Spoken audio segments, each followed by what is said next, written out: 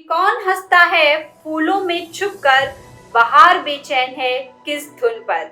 ये बोल हमारे कान में पड़ते ही जो एक चेहरा सबसे पहले हमारे जहन पर छा जाता है वो दिलीप कुमार साहब का चेहरा है।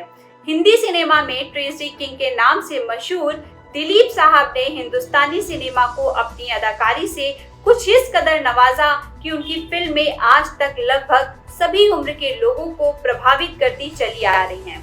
नमस्कार दोस्तों, मैं दीक्षा दीक्षित और आप देख रहे हैं इंडिया व्यूज। अब जानते हैं आगे की अपडेट। आज सुबह लोगों की श्रद्धांजलि वाली पोस्ट देखकर मन में दिलीप साहब की सिनेमाओं का एक पैनोरमा सा चलने लगा। आधी सदी से अधिक समय का इनका फिल्मी करियर रहा है। अधिकतर फिल्मों में फुल शर्ट या पूरी बाह के कपड़े पहनने वाले दिलीप साहब की अदाकारी सरहद पार तक देखने को मिलती है। वहाँ भी उनको कॉम्प्लीमेंट दिए जाते हैं और वहाँ भी उनको पूर्ण सम्मान प्राप्त है। उनसे एक बार सिमी ग्रेवाल ने पूरी बाह के कपड़े पहनने का राज पूछा तो उन्होंने बहुत ही नए अंदाज से इसे बयां किया और इसका कारण बताया। उन्होंने बताया कि मेरे शरीर में बहुत बाल हैं, अब तुम ही बताओ कि अपने हीरो जिसका चेहरा इतना नूरानी हो तो उसके शरीर भर में बाल कितने बुरे लगेंगे, क्यों? तो इसलिए मैंने कोशिश की है कि मैं पूरी बाह के कपड़े पहनूं।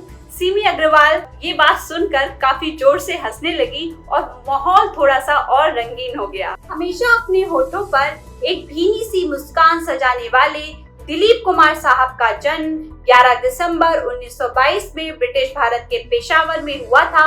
इनका असल नाम मोहम्मद यूसुफ खान था और उन्होंने अपने करियर की शुरुआत सन 1944 में आई फिल्म ज्वार भाटा से की थी। इस फिल्म से उन्हें खास पहचान तो नहीं मिली, लेकिन ये हुआ कि उनका सफर अदाकार के तौर पर शुरू हो गया। हालांकि ज्वार भाटा के लगभग 3 बरस बाद फिल्म जुगनू एक कामयाब फिल्म रही जिसमें वो और नूरजहां एक साथ दिखाई पड़े। इसके बाद शहीद, मेला, अंदाज जैसी कई फिल्में एक के बाद एक आई और एक कामयाब अदाकार के रूप में इन्हें जाने जाने लगा। कई फिल्म क्रिटिक का मानना है कि दिलीप साहब की अदाकारी मेथड एक्टिंग थी जिसके जरिए उन्होंने हिंदुस्तानी सिनेमा में अदाकारी में रियलिज्म कायम किया। दिलीप साहब के वालिद फिल्मों के सख्त खिलाफ थे। हालांकि उनके दोस्त लाला नाथ के बेटे, जिन्हें दुनिया पृथ्वी राज कपूर के नाम से जानती है, फिल्मों में अदाकारी किया करते थे। इस पर दिलीप साहब के पिता अक्सर लाला साहब से शिकायत किया करते थे कि उनके साहबजादे ये क्या काम कर रहे हैं। शायद यही वजह थी कि दिलीप साहब ने फिल्मों में काम करना शुरू किया। तो उस दौरान अपने पिता की नाराजगी से बचने के लिए उन्होंने पर्दे पर अपना नाम यूसुफ खान इस्तेमाल करना छोड़ दिया और उन्होंने अपना नाम दिलीप कुमार रख लिया। लगभग 3 महीने के बाद उन्हें इश्तिहार से ये जानकारी हासिल हुई कि पर्दे पर उनका नाम दिलीप कुमार हो गया है। आप सभी को शायद इस बात की जानकारी हो कि दिलीप कुमार साहब को उर्दू से बेहद गहरा लगाव था और वो उम्दा शायर भी थे। उन्हें शेर व शायरी में खासी दिलचस्पी थी। टॉम अल्टर ने एक बार बताया था कि FTI से अदाकारी की डिग्री हासिल करने के बाद जब उनकी मुलाकात दिलीप साहब से हुई तो उन्होंने दिलीप साहब से पूछा, दिलीप साहब अच्छी एक्टिंग का राज क्या है? दिलीप साहब ने उन्हें बताया एक बेहद सादा सा जवाब, शेर व शायरी। बकौल टॉम अल्टर साहब, वो इस जवाब के पीछे का राज, इस जवाब के पीछे की सच्चाई ताउम्र ढूंढते रहे। लेकिन एक बात जरूर उनकी समझ में आई कि हर फनकार अपने फन के जरिए कुछ ना कुछ करना चाहता है। वो क्या करना चाहता है ये एक बात है और कैसे करना चाहता है वो एक बात है। दिलीप साहब जी का मानना था कि शेर व शायरी हमारे जहन को पुख्ता करने का सबसे आसान और असरदार तरीका है। शायर एक ही बात को 4 अलग अलग मिसरों में, 4 अलग अलग मेटाफर्स में कह सकता है, तो क्या ये मुमकिन नहीं कि एक अदाकार भी अपनी कोई बात 4 अलग अलग एक्सप्रेशन से बयां कर सके?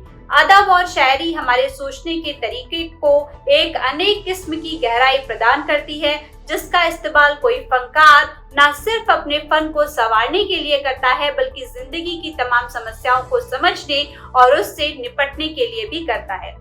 दिलीप साहब जिस परिवार से थे वहाँ अदाकारी सीखने की बात भी नहीं की जा सकती थी। अदाकारी की तालीम लेना तो दूर की बात है, वहाँ पर इसकी परमिशन ही नहीं थी। ऐसे में उन्होंने अदब और शायरी से अपना एक रिश्ता कायम किया और काफी किताबें पढ़ी। फिर जब और जैसा किरदार उन्हें मिला, अपने अदबी खजाने से के सहारे से वो रूप उन्होंने धारण किया।